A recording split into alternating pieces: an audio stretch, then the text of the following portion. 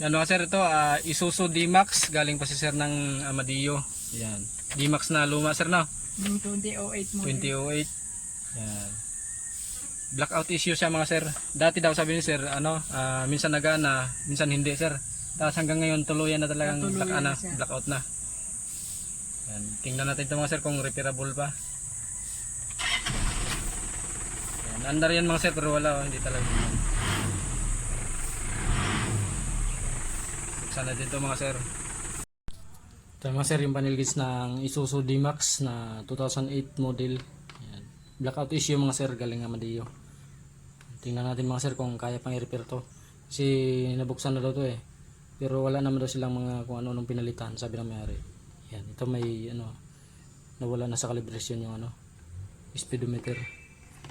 Tapos itong sa temperature nakaangat masyado. Yan, binuksan na nga nila. Sana mga sir wala pa silang ginalaw talaga dito. Buksan natin mga sir.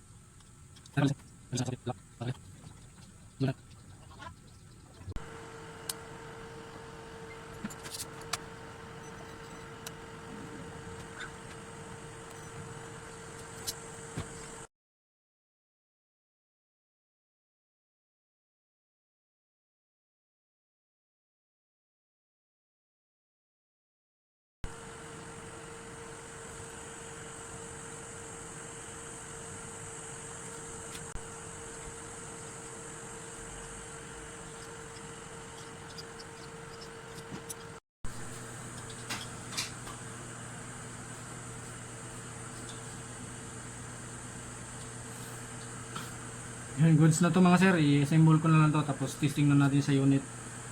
Na-repair ko na siya. Isuzu D-Max mga sir na luma 2008 model. Testing na natin to mga sir sa unit. Assemble ko muna.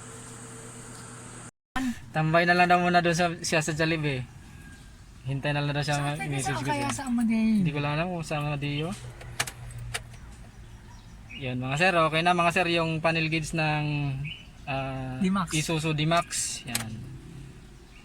Yan. Blackout issue mga sir ngayon okay na siya. Against the light. Display na siya tapos gagana na rin yung RPM.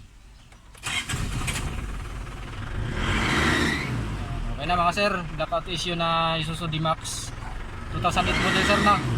2008. I-fix ko na lang to dito sa connection niya. Maraming salamat. Yan mga sir, may display na 177,000 sir no? Yung order niya 177.